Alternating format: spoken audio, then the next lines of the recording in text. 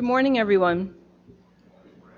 It's my pleasure to be here. I certainly feel very honored to have this opportunity to share with you my research and my thinking in regard to science and engineering education in the U.S. today, because this is clearly of the utmost urgency and priority in our country and globally. I want to thank Larry for his thoughtful introduction.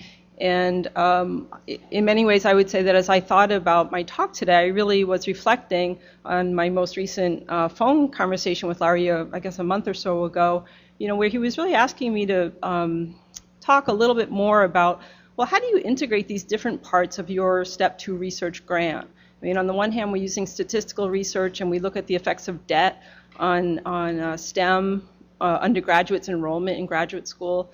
On another part of our study, we do case study, and we went to four-year institutions and community colleges, and we interviewed people. And then another big part of our work is to create what we call a STEM toolkit for Latinas and Latinos in STEM. So what's this toolkit business? Is that part of our research just the same as regression analysis and propensity score matching, case study and qualitative data? Where does a toolkit fit into that? In my mind, this is all perfectly integrated and unified, and it makes a lot of sense.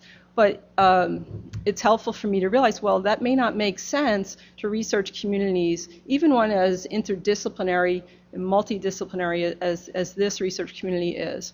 And so I want to talk a little bit today about the importance of action research in my work and why I believe that more broadly action research can and should be integrated into the research agenda for STEM education. Let me start by asking you a question. I'm interested to know, by show of hands, how many of you would describe yourself as a change agent? All right, well, then in many ways I'm talking or preaching to the choir, as they say.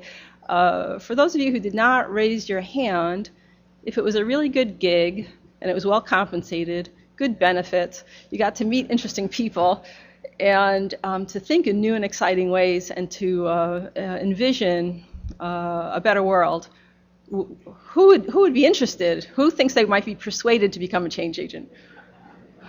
All right. Okay, I have some potential recruits here, so I'm pleased to know that. Okay.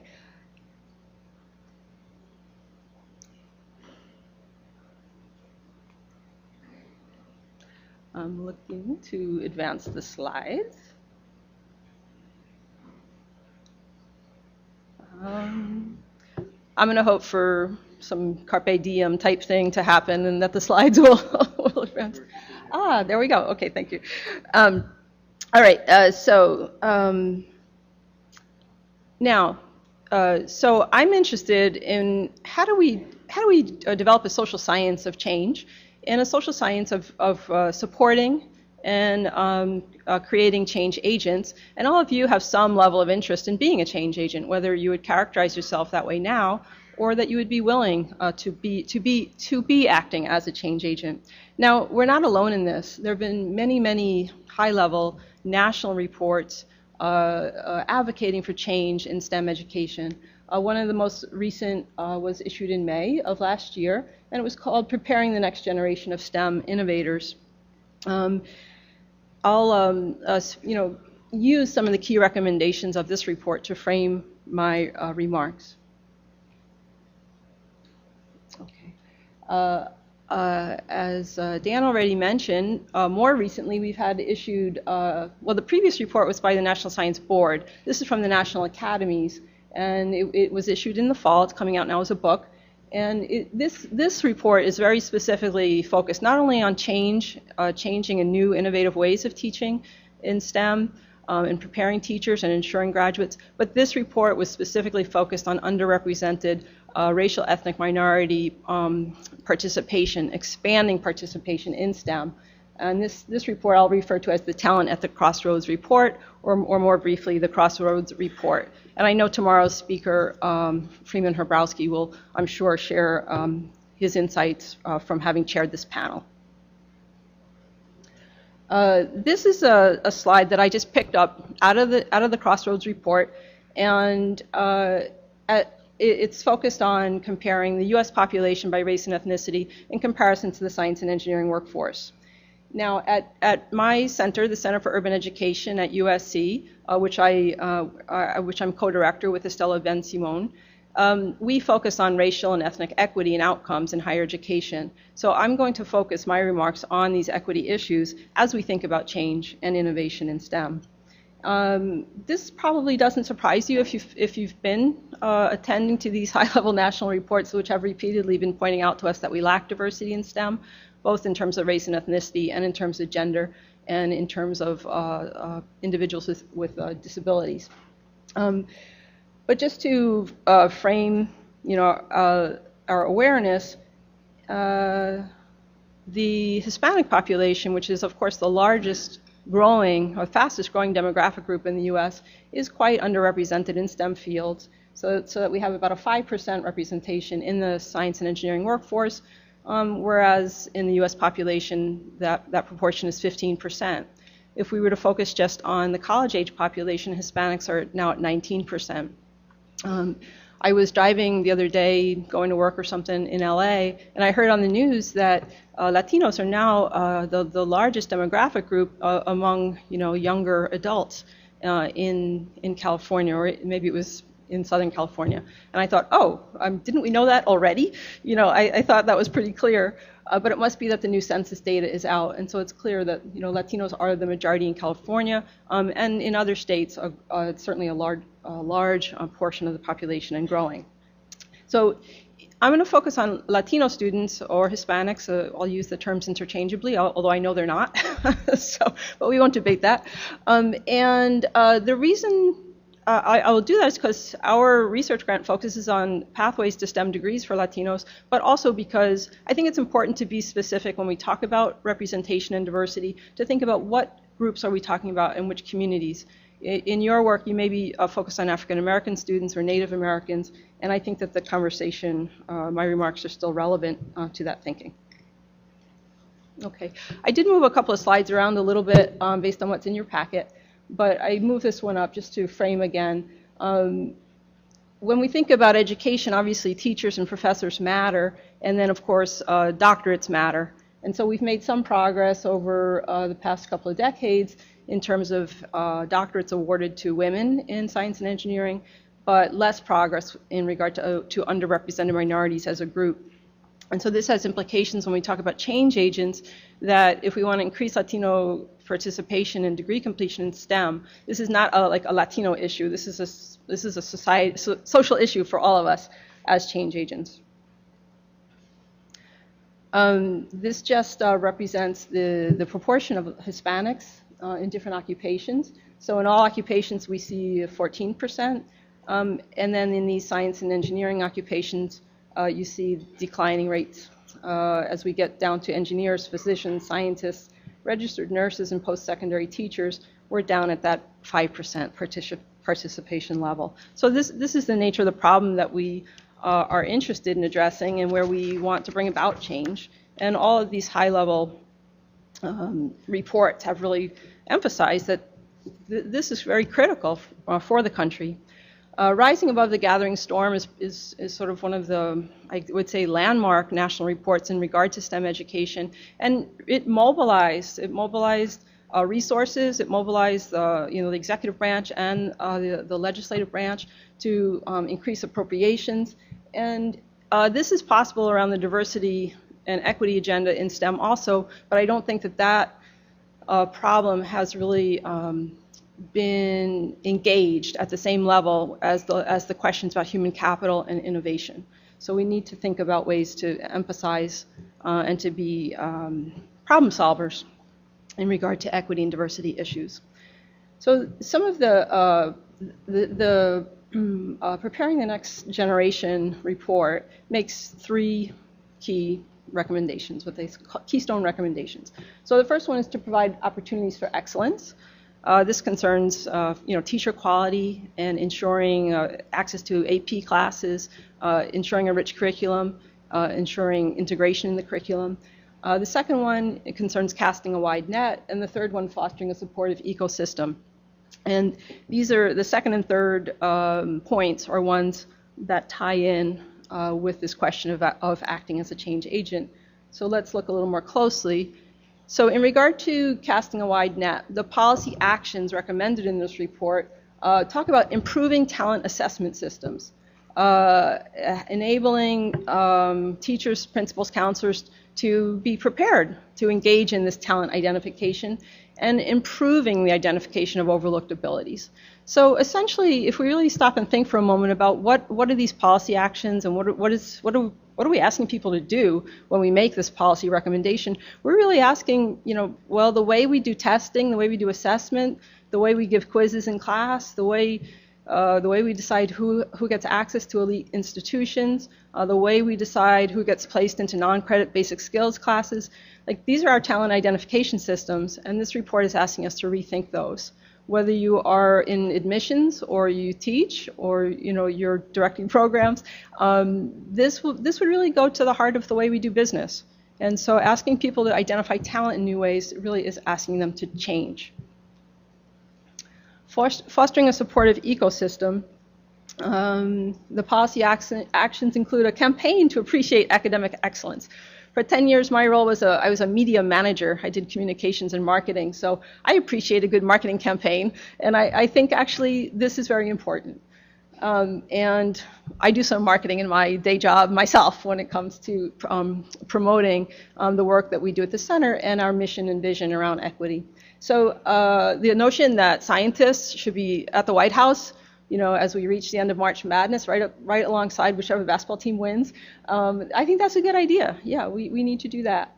Other wise recommendations of this report, professional development for educators in STEM pedagogy. This is really essential, right? If you want people to change, to not teach the way I was taught, to not believe that the system in which I was a winner is not a good system, you need new training. You need to be retrained. And I'll hold my hand up. I need to be retrained. We are teaching and administering programs in culturally and linguistically complex environments. This may or may not have been the type of environment in which we were educated. So we need to learn new ways and to be very intentional about doing that. So I think that's an important recommendation. It goes on to talk about professional development and also conferences to explore best practices, which I think, as we saw from Dan's presentation, is a big part. You'll be sharing good ideas. And so, hey, we can let's put a check mark because we're on top of that. Okay, so to talk about a social science of change and change agents, let me say that this question of change and how do people become motivated to actually change their own environment, to change their own culture, this is sort of a, age-old question for social scientists, right? And so we want to ask, how do individuals become motivated to change their practices and policies when they are embedded in those practices and policies, and in fact they may be, like as culture is, sort of completely invisible to us in many ways. And what leads people to become change agents? Because it may or may not come with good compensation benefits. That part I wasn't sure about, but being in with a really good group of people, that's to my experience, that's true. Okay, so let me talk a little bit about the research we've been doing and what I've learned through that research in regard to this question of acting as change agents and creating a social science to study change agents and to promote them. I'll draw on research that has been funded by the NSF, where we did case studies, we used mixed methods, and we did rich case sampling. So we were looking for exemplars. To say that we did rich case sampling and that we were looking at exemplars is not the same as saying the people in our case study are exemplary. That would be a different sort of thing. But our strategy was, we want to understand how to support, motivate, and facilitate change. Let's go and look at people who rise to the top through rich case sampling as very likely to be informative in regard to this question. So we used a three-part strategy: multiple regression. We looked at the institutional level, and we just did looked at the residuals and looked and saw, okay, which institution seems to be performing above the mean.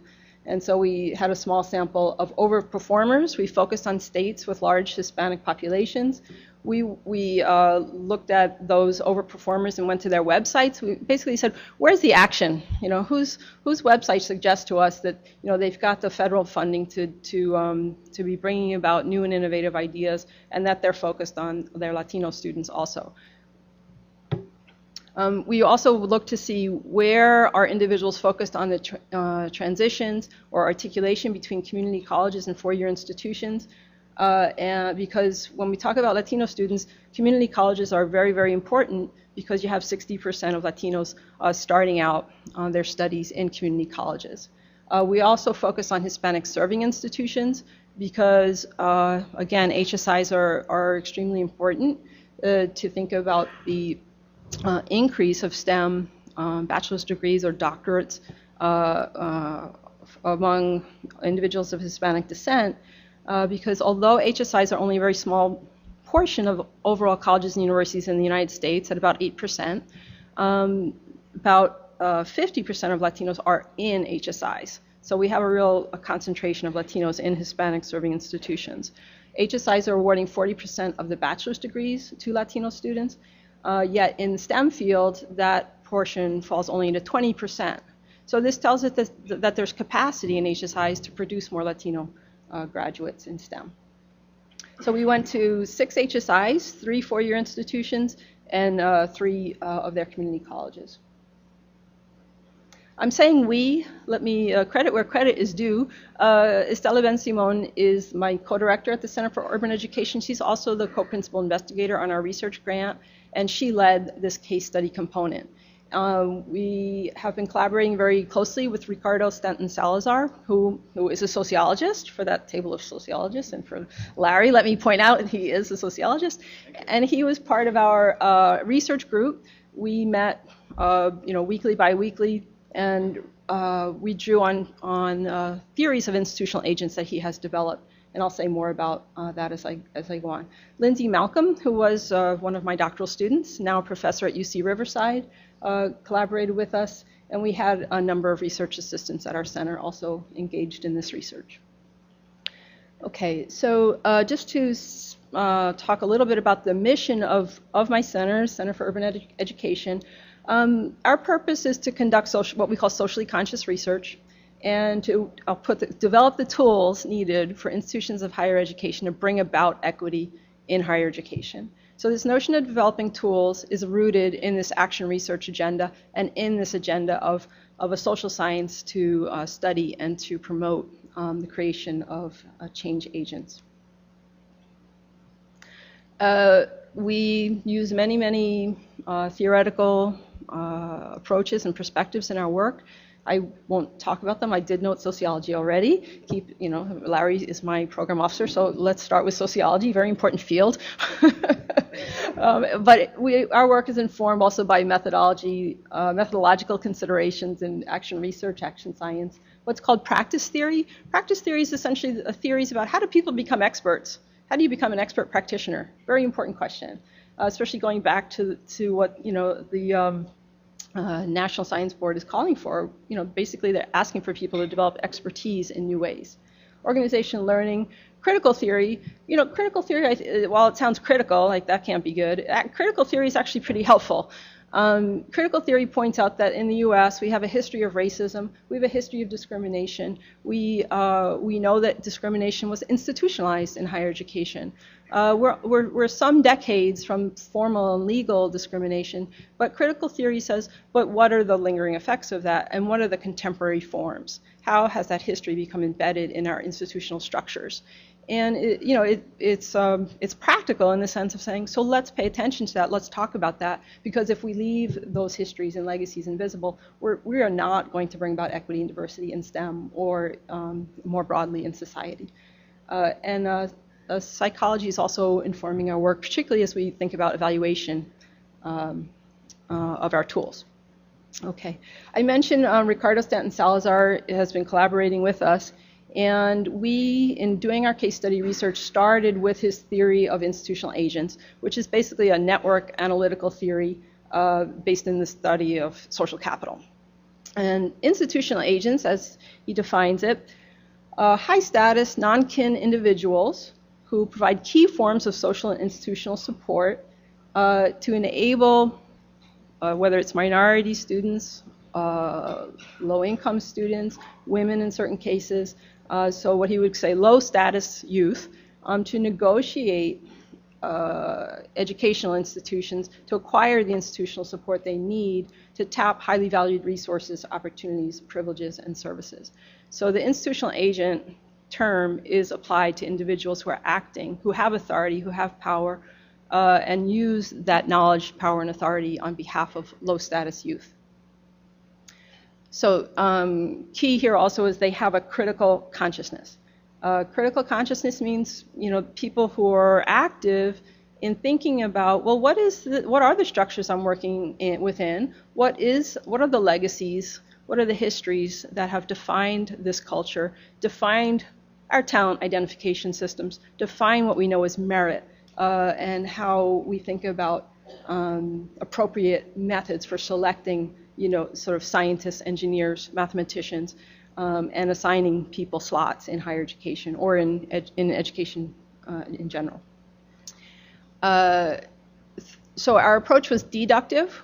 Ricardo's work had already appeared in the book Manufacturing Hope and Despair, also in a Harvard Educational Research journal article in 1997, in which he really had already elaborated theories of institutional agents. And then he, in working with us, thought more about the higher education context. And in higher education, structures play a big role because we have very complicated and multi-layered structures in higher ed. And so that led him to actually develop new forms, new thinking about institutional support. And it generated this list of 14 institutional agent role types. And he has just recently published an article in Youth and Society, which you can read to learn all about in detail these 14 types. But I'll illustrate some of them as I move forward here. But one of the aspects of the work that I wanted to draw out right off the bat is that acting as an institutional agent in some ways is like being a mentor. So it's, if we look at NSF's guidelines for grants, it really encourages mentoring. Like mentoring is institutionalized within the way that we think about what's important for creating diversity and equity in STEM. So mentoring is something that's considered, that's part of our talent identification system. We're doing it. So we sort of have that institutionalized because it's expected even within, sort of the grant, the call for proposals, and it's expected as to how we're going to go about bringing about diversity. So the notion of institutional agents, when we look at these different forms, such as advisor, advocate, networking coach, knowledge agent, these roles are similar to the mentoring role. Cultural guide, also similar to mentoring.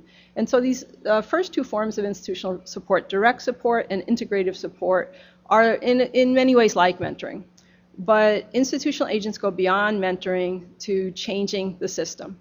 So if mentoring is a process of helping Latinos or African Americans or Native Americans become assimilated into the science and engineering culture, the role of institutional agents is actually to change that system. And that's what these reports are calling for. So this work is relevant to how do people learn to do that work of changing the system. And the notion of systems developer, someone who's actually going to redesign systems, and of creating system linkage emerged through our case study analyses. Okay, now I mentioned that we created a STEM toolkit, and the way that we went about doing this is we looked at our case study analyses, and we did the typical kinds of thematic analysis where we grouped, derived themes. Ricardo Stanton Salazar led our analysis in the use of Spradley's domain analysis, so generating themes, categories, and then testing them with our data repeatedly in a process that was both deductive and inductive. And from that, we generated those themes and findings, but then we took it a step farther, and this is that action research component that I mentioned earlier. We took it a step farther and we created stories. And the purpose of creating these stories, such as, for example, our story of Professor Manuel Diaz, a professor of biochemistry who teaches at a 4-year HSI. He's a Mexican-American male, and he's taught at the university for 15 years. So if you go to our center's website and you look at our STEM toolkit, you'll see this story of Manuel Diaz. And he's sort of a composite of characteristics that stood out through our analysis as to what characterizes change agents. In each of the, there are actually 4 different vignettes or stories that appear of change agents through our STEM toolkit. And they each depict different kinds of roles. And so in the case of Professor Diaz, we show him acting as a bridging agent, as a cultural guide, as an integrative agent, networking coach, and advocate. And so we show him, for example, going with a student, a graduate student, taking to a professional research conference, introducing that student to valuable contacts, et cetera, et cetera. So this is all in some ways familiar to you, I think, as you think about the mentoring role, but the key is using one's own resources to tap students into those valuable networks. We have another depiction based on our study of Luis Martinez, and in this case, he's really acting in a different way entirely. He's not doing that one-on-one direct mentoring and coaching. He's developing programs, he's going to the community college, he's asking his faculty to engage in meetings with community college faculty, really in ways that sort of change the rules of status, of the curriculum, of articulation, of how people spend their time.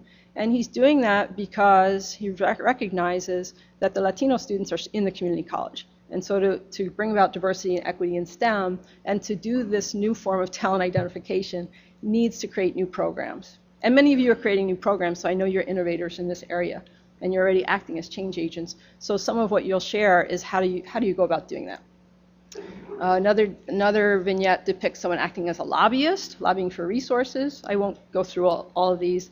Another, Sarah Gardner. This is someone who's in a counseling role. And we think of counselors rightly as doing one-on-one support for students. And much of what is depicted here in this vignette depicts that. But in addition, Sarah Gardner is someone who thinks about how do I actually change the kinds of programs, structures that are provided to our students in order to change the system, not just help them navigate a difficult system.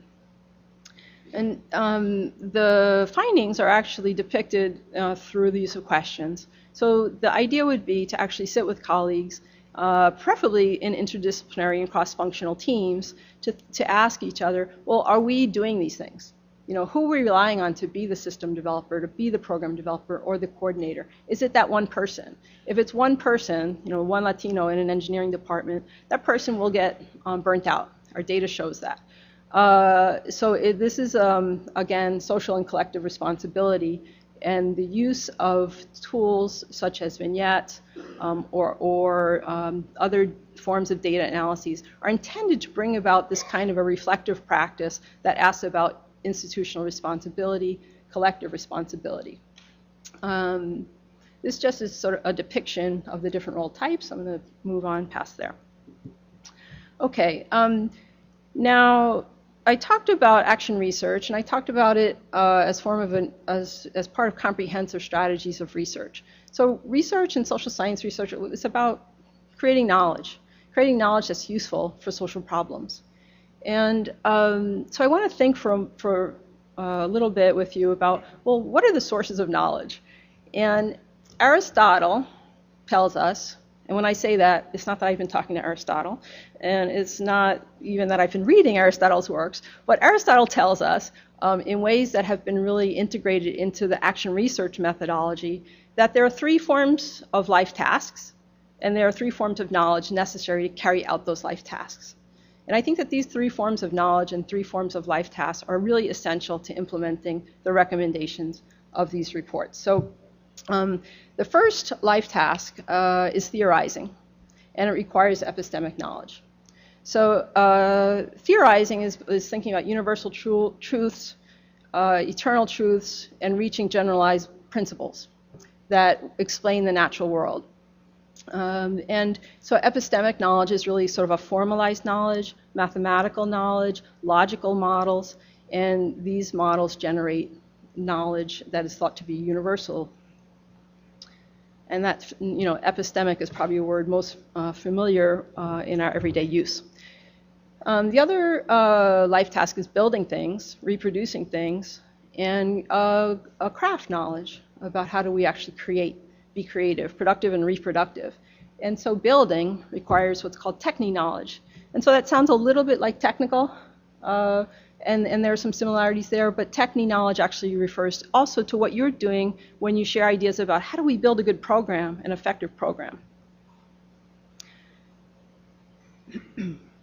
Okay, so the third form of knowledge and the third life task. So the third life task is doing the good, and this is called praxis. And praxis requires frenetic knowledge. And frenetic or phronesis, these are not everyday words, and so sometimes that's translated as practical wisdom. And practical wisdom is a form of knowledge that helps us make decisions in communities. It's deliberative, it's collaborative, and so in the first picture there, I'm representing sort of a governing body, a collective circle for decision making.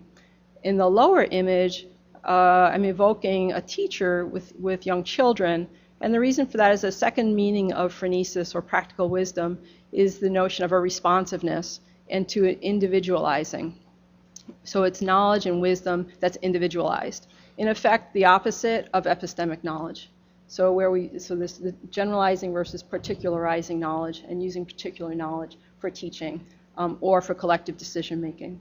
Now, it's important to emphasize it's not to say one of these forms of knowledge is better than another, but the point that I think is very relevant to the task before us today when we talk about diversity in STEM is that there's different status assigned to different kinds of knowledge. So epistemic knowledge, techni knowledge, so these are of higher status than phronesis or frenetic knowledge or practical wisdom. Practical wisdom sounds a bit soft, whereas theoretical knowledge is of a higher status. Particularly if we think about scientists, mathematicians, so their knowledge, their expertise is really built on these fundamental principles that are evoked through mathematical knowledge.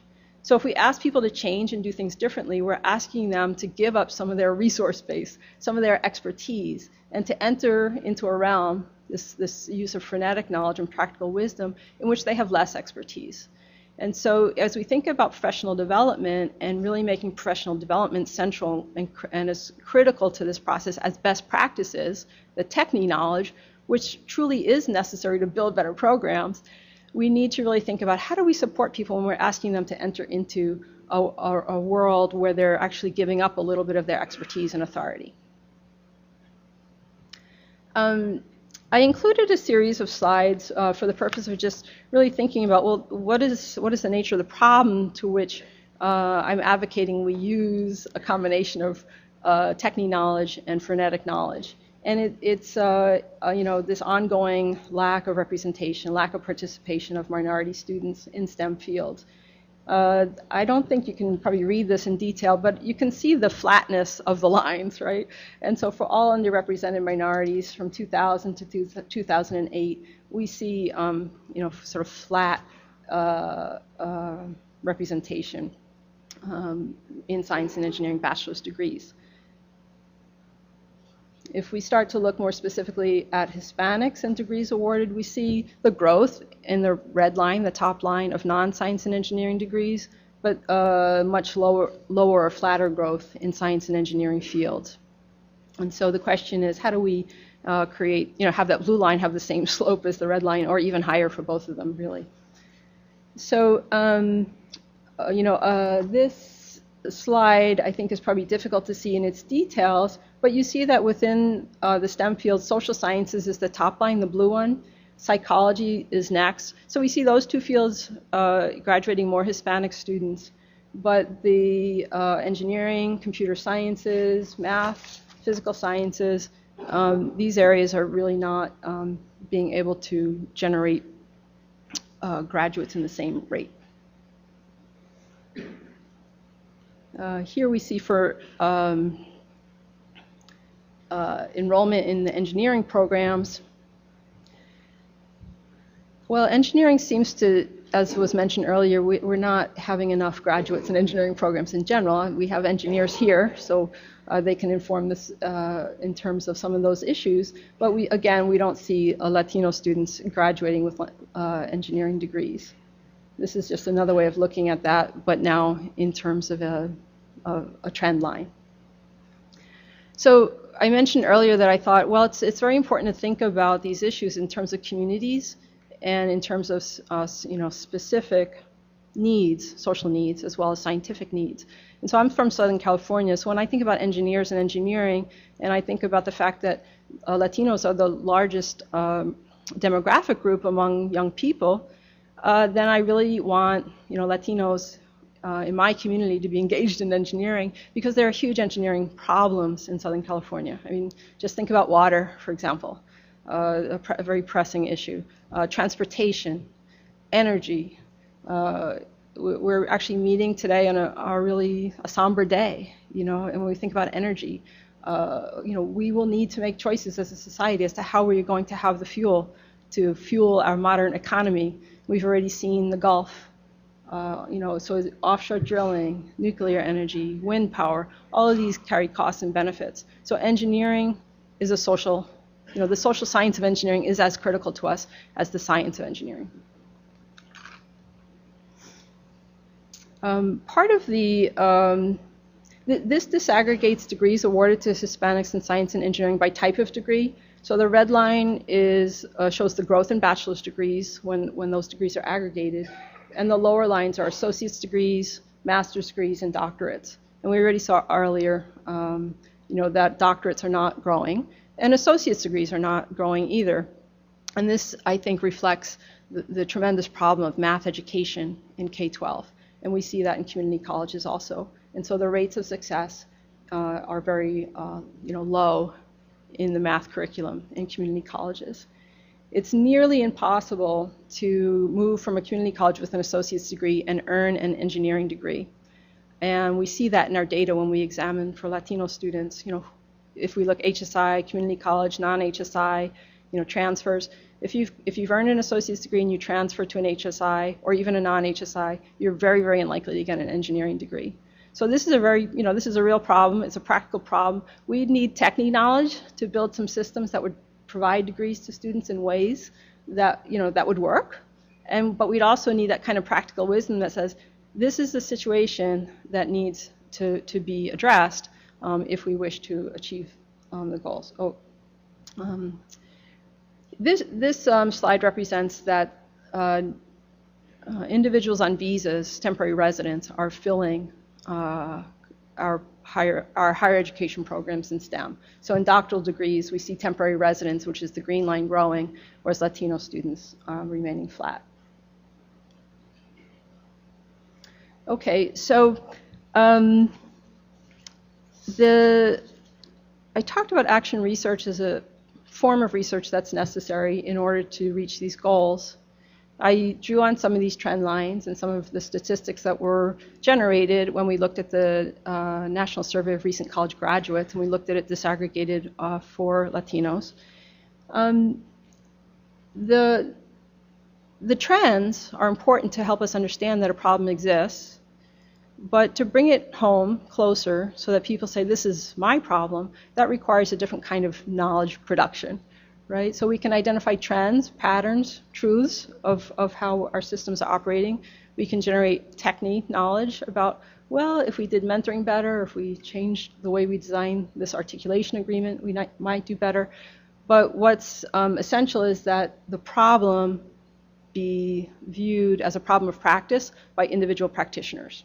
So this is the key when we talk about a science of praxis or a science of change, is how do people become motivated to change their own practices in their own world when they're experts at doing it the way they do it, as opposed to the way they might be asked to do. So I include here an example. At the center, we created a tool which is a review of syllabi. And while this might seem like a rather simple thing to do, we found that by bringing cross-functional teams, counselors and faculty and administrators together and looking at syllabi, that it actually can lead to what the practice theorists call an indeterminate situation.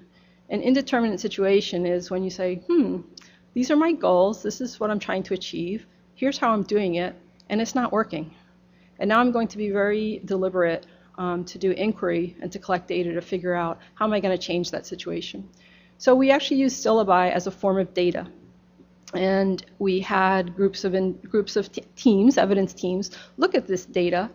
And one of our community college math faculty members noticed, well, when I look at my syllabus, I see teaching pre-algebra, okay? I'm teaching pre-algebra, and I realize that I've explained to the students how to calculate their grades using an algebraic formula. So if you want to do talent assessment and talent development, it's a little discouraging to that student in the community college in a pre-algebra course to have to try to sort out, well, how am I going to be graded? How will I be assessed when that's expressed as an algebraic formula? Because obviously they're not familiar with that yet. That's why they're in your class. So this cartoon was actually selected by a member of that evidence team at that college to represent this sort of gotcha nature of the pedagogy that was represented in that data. And that became a point of reflection in that team. And they shared this at a symposium we held. I wasn't the first one to say this about that reflective practice that they engaged in. The finger coming out, no, wrong again, speaks to, I think, what you're probably familiar with about weed out courses and just a disposition towards students. So to move past thinking the problems that we see in these data are problems of student deficits to the problems that we see in these data are problems of practice. That is the key that as a social scientist, I'm thinking more about how do we go about creating those conditions for change. And that I would invite you to think about, in your work, whether you are a change agent or you're one of those aspiring change agents. The last phase then is like, well, how would we know if having a team of people look at their syllabi as data actually lead to change? So through the past several years, we've been collecting case study data, and I'm now working on developing valid survey evaluation forms to understand what is the impact of working with teams of people in an action research, action inquiry model. What is the impact on their beliefs, on their practices, on their dispositions, on their willingness to engage in new practices. And this diagram depicts a psychological model of change. And I won't go through it, but clearly one's individual characteristics, the social environment in which you act, the kind of information that you have. All of these are factors that will drive what you believe to be the right action, what you believe is expected of you through the norm, what's the norm, and whether or not what's called control beliefs, you actually have the power, authority, ability to act as a change agent. These are all drivers. But environmental constraints, those structures of higher ed that I mentioned earlier, can play a huge role in keeping even those individuals who wish to act as change agents from enacting change. So I showed you the syllabus summary of the gotcha cartoon. I know that one of those math faculty members was asked by someone at the college, I'm going to a conference and I wanted to report on the work we've been doing with CUE, the Center for Urban Ed. What should I tell them? And he said, well, tell them I opened my heart. I thought, wow, that is wonderful impact data. He told her, tell them I opened my heart, which meant I've changed my way of looking at my students and thinking about my students and thinking about their success or lack of success. And so I thought, that's really great. And then a year later, I find out, well, he didn't actually change his syllabus. So it tells me I have more work to do. And I was back at that college last week. And it also tells me, though, that this business is pretty complicated, and that's why I wanted to talk with you about it and to say I think this is a social science that involves university researchers, it involves program directors, it involves community college faculty. This is a social science that actually draws on these multiple forms of knowledge and that asks us to integrate them to bring about the equity and diversity that these reports envision. So I could say more about our developmental evaluation work, but let me, I think this would be a good time to stop and take some questions. Here, let me go back to the, thank you.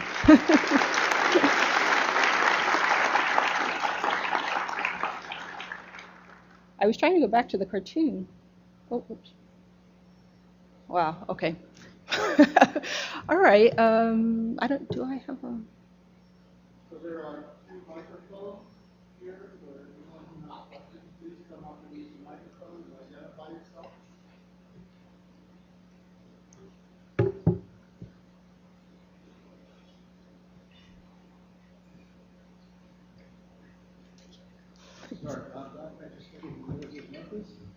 I noticed that the two types of knowledge, the one word you use was empirical.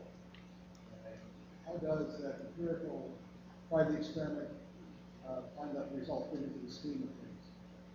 Okay. So empirical as in based on data, based on observation. Right, like laboratory science. We think something's true, we design an experiment and test it. Okay. And so after you do the experiment and you do the test, then you reach a conclusion that's generalizable. Okay. So empiricism is certainly associated with phonetic knowledge, epistemic knowledge, eternal truths, and generalization. Observational data is also very relevant to how do we figure out if something's effective. So that's the technique knowledge. And empiricism and observation is also important to the creation of practical wisdom because it's a use of data in our own practices. So empiricism, empirical data is important to all three forms of knowledge. Thank you. Thank you for your question.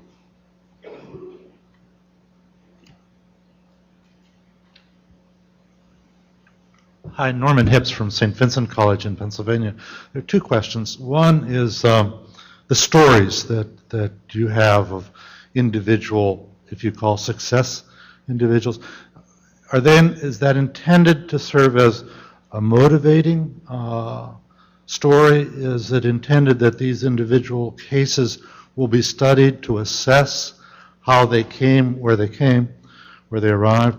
The second question is that data point about students being unsuccessful in going from a community college to a four-year college in engineering. What kind of conclusions get drawn from that piece of data? Okay, thank you. The vignettes of institutional agents in action were written for the purpose of creating models, as I mentioned, exemplars.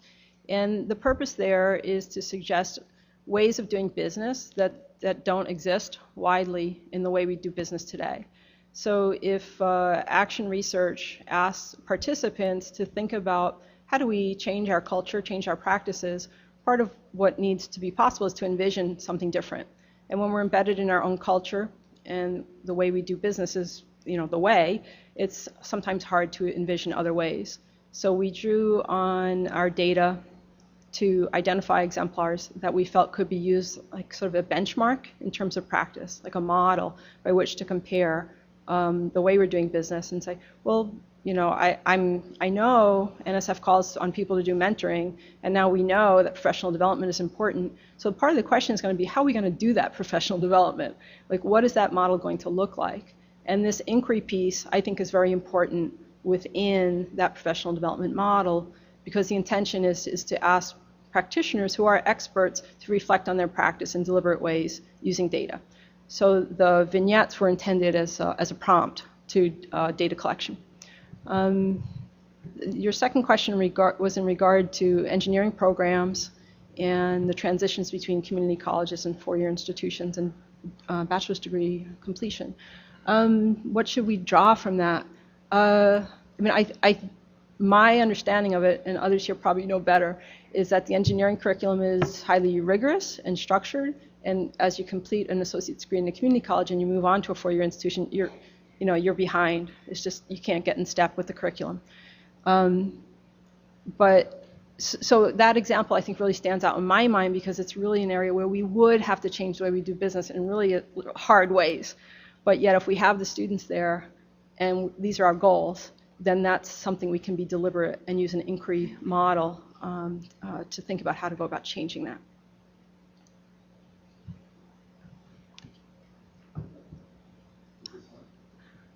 I can hear you. I don't hear myself.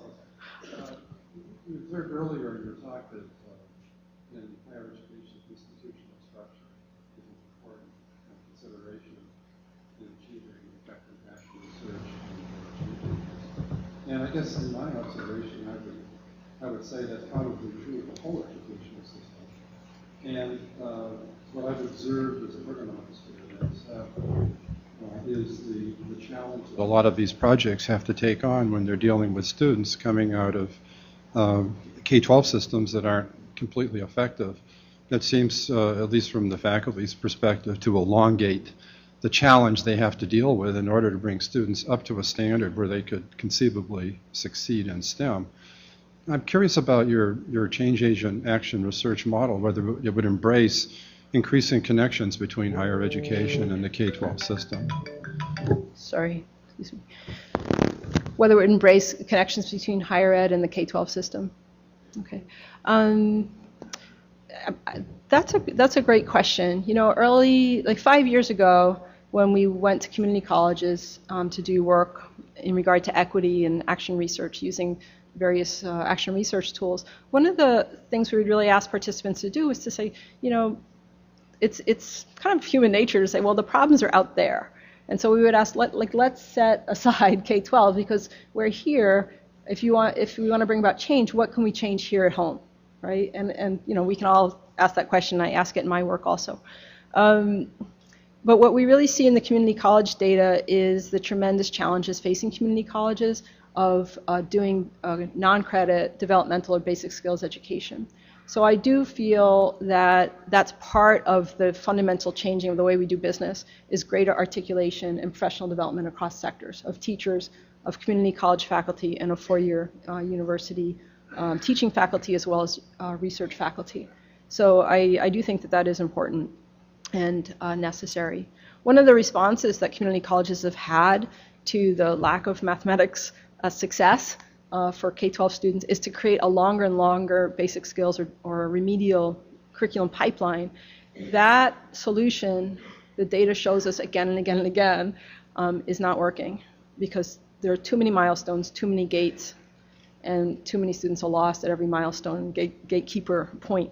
So that's really a technique kind of question. How do we build this differently? The thing we built is not working. So let's build it differently. And there's some interesting work going on there to address that. Austin Ferguson, Olive Harvey College, working with Chicago State. Don't you think, it's a comment, that scientists, hardcore scientists, should have a strong background in social science? Because if they have a balance in social science looks at the whole globe, the whole picture, whereas individual scientists look at for a narrow lens. So if they have a strong background in social science, they'll understand self-reflection. Who am I? And there was a gentleman around 1500 said, well, if everybody in this room that don't have a bias, everybody in this room that has a bias, please raise your hand. Very few people raise their hand. If he asked everybody in this room who has a bias, raise your hand, he said, you can go home, because all of us are biased. So self-reflection is extremely important. And sometimes we become so entrenched in what we are, we fail to see the whole picture. And I think that's one of the problems. The last thing is that selectivity in four-year universities, students come in already prepared. Community colleges now, since the standards have changed, the students are not prepared. So mentorship is important. Also learning how to study in orientation. Do you agree? Yes or no? Yes. So I'm not on the wrong page, right? A+. That's what I do with mentoring. Thank you. Thank you for your comment. You do remind me, if I have another minute, to just address. So one of the things I think is really important, in doing this research, I mentioned we had this research team. So Estela Ben-Simon is an expert in case study research and qualitative data analysis. Lindsay Malcolm is a wonderful statistical methodologist. And the three of us work together across these elements. And I feel like I have this wonderful team, and I'm tapping these different forms of knowledge. I'm tapping these different kinds of research. One person can't do it all, right? So it's necessary to develop one's expertise. So if engineers are focused on engineering, hey, I'm not going to criticize. They've got to focus on engineering, and they need that coursework. So it's really a team, a collaborative strategy that's necessary, such that different forms of knowledge are respected. I think it's the issue of our culture assigning certain kinds of knowledge more status than other forms of knowledge.